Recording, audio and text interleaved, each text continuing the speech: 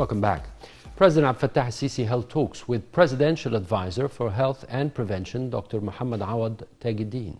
The presidential spokesman said the meeting focused on the progress of a number of health initiatives, as well as the current state of the coronavirus pandemic.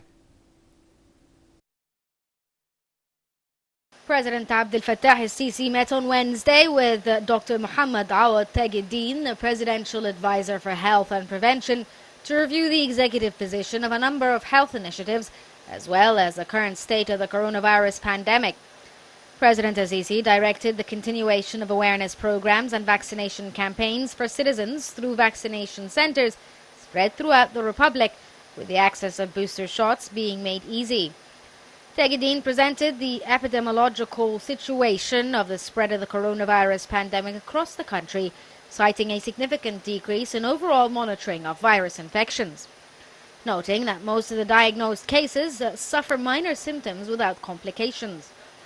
Regarding the various national health programs, the President was updated on the initiative to terminate the waiting lists for critical surgeries, aimed at making the most of the possibilities available to all institutions of the medical system, whether affiliated to the Health Ministry or university hospitals.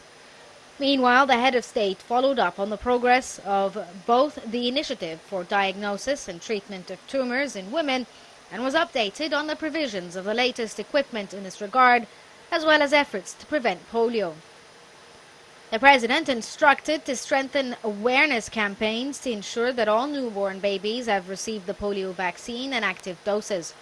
Dr. Tajuddin presented the updates on the executive position of the National Project for Manufacturing and Assembling Plasma Derivatives and directing the completion of work on the establishment of assembly centers across the country according to the specified timelines. President al-Sisi was also informed about the executive position of the Medicine City project and efforts to localize advanced pharmaceutical industries, especially medicines which depend on the use of biotechnology, as well as the raw materials industry.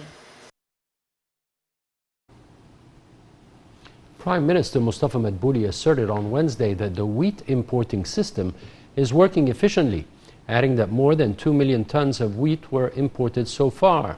During the weekly cabinet meeting held in the new administrative capital, Madbouli also referred to the international press conference, which was held to announce the state's plan to face the global economic crisis. The Prime Minister said the government started implementing those plans. Meanwhile, Madbouli instructed an easing of the process to issue industrial licenses for new projects.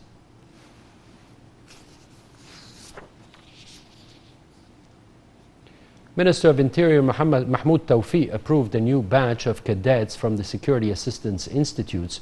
Those have completed the preparatory certificate or its equivalent.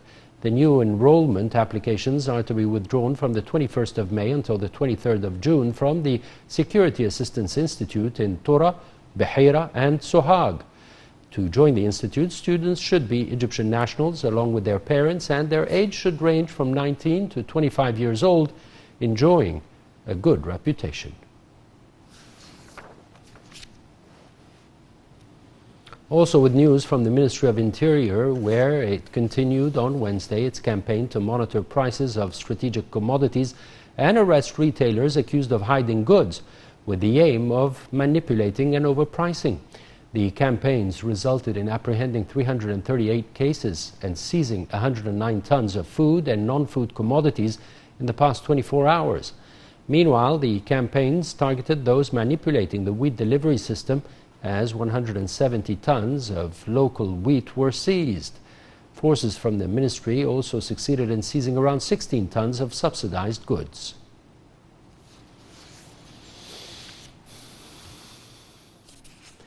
In regional news, the French Foreign Ministry said in a statement on Wednesday that all sides involved in the unrest-shaking conflict-torn Libya must work together towards finding a political solution and refrain from violence. Clashes rocked Libya's capital early on Tuesday as the parliament-appointed Prime Minister Fathi Bashagha tried to take over the government there, but was forced back out by a rival administration that refused to cede power. The crisis risks plunging Libya back into prolonged fighting after 2 years of comparative peace, or returning it to partition between the Eastern-backed government of Bashagha and the Tripoli administration under Abdelhamid al-Dbeiba. Political deadlock has already led to a partial blockade of Libya's oil facilities, cutting its main source of foreign revenue by half.